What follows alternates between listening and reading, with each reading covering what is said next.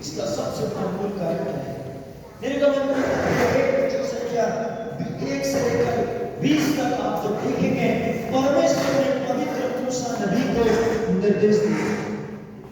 परमेश्वर ने पवित्र मूसा नबी को निर्देश दिए थे और उन निर्देशों में सबसे पहला निर्देश था, हे इस्राएल सुन, अपने प्रभु ईश्वर को अपने सारे दिल, सारे मन, सारी आत्मा, सारी बुद्धि, सारी शक्ति से प्यार कर। सारी बुद्धि, सारी आत्मा, सारी शक्ति से प्यार कर। सोचिए, दूसरा निर्देश परमेश्वर ने दिया, प्रभु का दिन पवित्र रख। परमेश्वर ने कहा तीसरे निर्देश में, प्रभु अपने परमेश्वर की परख मत कर, उसको परखे मत।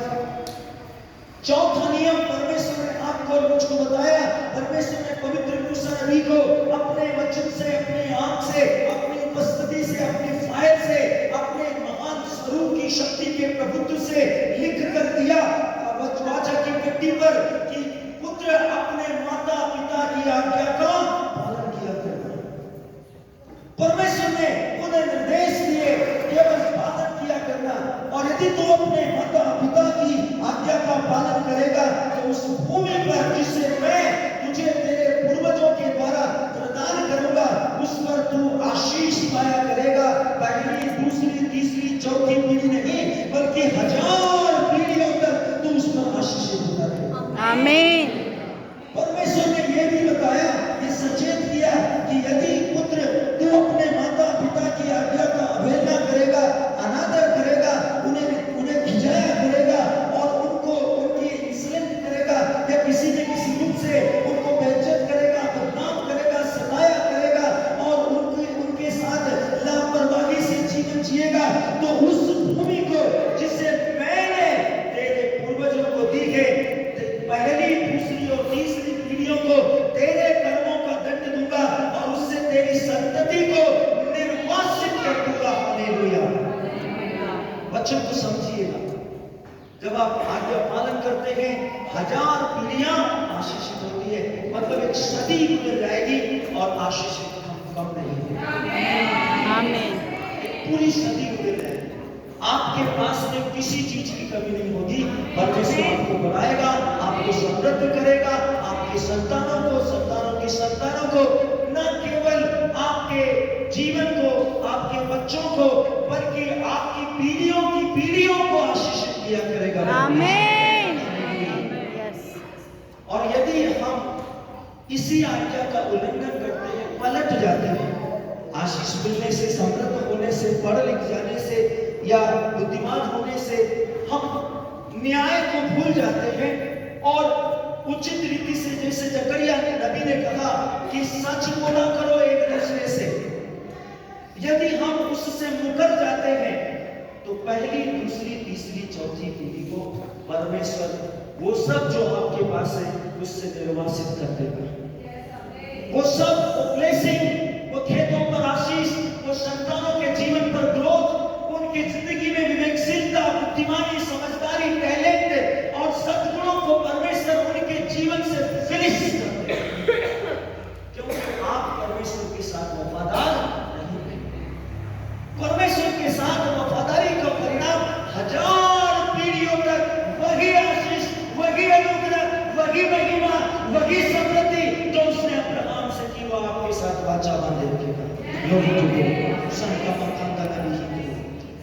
कितनी बार आप अपने मन से, वचन से, कर्म से कर्तव्यों को पूरा न करने के कारण परमेश्वर के सामने इन सब आज्ञाओं की विरोध होती है। सोचिए, इन सब आज्ञाओं की विरोध होती है, और यही वे मूल कारण है जो आप आज इंटरव्यू देने जा रहे हैं और बाहरी स्ट्रगल हो रहा है। आज आप कुछ अप्लाई कर रहे हैं और अप्रूवल नहीं आ रहा है। आज आप कुछ अपेक्षा कर रहे हैं और वो पूरी नहीं हो रही है। आज आप बहुत संघर्ष कर रहे हैं, बच्चों को कोचिंग दे रहे हैं, अच्छे स्कूलों में पढ़ा रहे हैं, उसके बाद भी परिणाम वैसे नहीं है जैसे आपकी आत्मा नहीं चाहती। क्या कारण है? परिणाम स्पष्ट है। परमेश्वर ने कहा, यदि तू अपने माता पिता की आज्ञा का उल्लंघन करेगा, वो सब बातें जो मैंने तुझे कहा है तो इसे मानेगा, मैं तुझे उठाऊंगा, समृद्ध करूंगा, आशीषित करूंगा और तेरे अन्न जल को बढ़ाऊंगा। जाऊंगा, मैं उस पर ओस की बूंदों के समान अपने अनुग्रह को प्रकट करूंगा और तुझे और तेरे घराने को समृद्ध करूंगा। आमीन। साथ होगा और तेरी सफलता बन जाऊंगा। मैं तेरे जीवन को अत्यधिक आशीषित करूंगा। परमेश्वर का वचन में लिखा है, व्यवस्था की ये पुस्तक तेरे चित्त से कभी हटने न पाए, दिन रात इस पर मनन कर। यदि तू ऐसा करता रहेगा तो ये तेरा साथ देते रहेंगे और तेरे पास अच्छी सफलता होगी। मत सोचिए कि यदि आप एक किसान है तो सिर्फ आपके खेत में, अपितु आपके उस अनाज पर जब वो मंडी जाएगा उस पर आशीष होगी। जब कोई व्यापारी खरीदेगा उस पर आशीष आमीन। होगी। जब उसका पैसा आपके घर आएगा, उसका जिस बातों में इस्तेमाल किया जाएगा उसमें आशीष होगी। आपके बच्चों के जीवन के लिए आप कुछ भी करेंगे, मोटरसाइकिल लेकर आते हैं या लैपटॉप लेकर आते हैं या कंप्यूटर लेकर आते हैं या मोबाइल लेकर आते हैं या उन्हें किसी एजुकेशन सिस्टम के साथ में हॉस्टल में डालते हैं, वहां आशीष होंगे। दूसरों के बच्चे बिगड़ सकते हैं अन्य गलतियों के साथ रहने वाले व्यक्तियों के साथ, लेकिन आपके बच्चों को परमेश्वर अपने दूतों की सुरक्षा और प्रोटेक्शन प्रदान करेंगे। आमीन। परमेश्वर महामहिम है। उसने कहा, ऐसा करके तू अपने परमेश्वर यहोवा को परख ले कि मैं तुझ पर अपरंपार आशीषें प्रदान करता हूं कि नहीं, बरसाता हूं कि नहीं। मैं तेरे लिए आकाश के झरोखों को खोलकर अपरंपार आशीषें प्रदान करता हूं कि नहीं। अपने परमेश्वर यहोवा को ऐसा कर करके परख ले। हालेलुया। आपको परमेश्वर को परखना है अपने विश्वास, अपने विश्वास न कि घुटने टेकती है अपने प्रभु यदि तू ऐसा करेगा तो मैं ऐसा करूंगा। नहीं मेरे प्रिय, नहीं, ये सही प्रार्थना है। याकूब का पत्र बहुत स्पष्ट तरीके से कहता है, जो व्यक्ति ये जानता है उसको क्या करना चाहिए, कैसे करना चाहिए, उसके अनुसार नहीं करता उसको पाप लगता है। ये जो प्रार्थना आपने की, मान लीजिए मैंने आपको उदाहरण दिया, प्रभु यदि मैं घुटने टेकता हूँ परमेश्वर के सामने खड़ा होता हूँ, प्रभु यदि आप ऐसा कर देंगे, मुझे 1 लाख रुपया की जरूरत है, यदि आप इस महीने के किसी भी 1 लाख रुपए मेरे जीवन में या खाते में अरेंज करवा देंगे तो मैं आपके लिए बहुत कुछ करूंगा। मैं बहुत से परिवारों में जाऊंगा, उनकी आत्माओं को जीतने के लिए आपसे वादा करूंगा। मेरे प्रियो, परमेश्वर कभी भी आपको नहीं देगा 1 लाख रुपया, कभी भी नहीं देगा। आपको याद है यीशु के साथ, ये यीशु बीच में यीशु है, दाएं बाएं 2 डाकू है। एक का प्रार्थना यही प्रार्थना था, उसको प्रभु की ओर से कोई जवाब नहीं मिला। प्रभु का वचन कहता है, यशायाह प्रवाचक की पुस्तक अध्याय 59 वचन संख्या 1 और 2, मेरा कान सुन सकता है, बहरा नहीं है, मेरा हाथ बचा सकता है, अपंग नहीं है। उसने उस दाएं और डाकू को बचाया, उसका प्रार्थना का उत्तर दिया। अभी तू बाएं ओर का व्यक्ति की आवाज को सुनने से अस्वीकार कर दिया। वचन में लिखा है, तुम्हारा प्रभु ईश्वर तुम्हारे अधर्म के कामों के कारण तुमसे विमुख हो गया है। विमुख होने का मतलब आप उसके सामने हैं लेकिन आप उसको देख नहीं सकते। वही पर्दा जो मंदिर में था आपके सामने आ जाता है।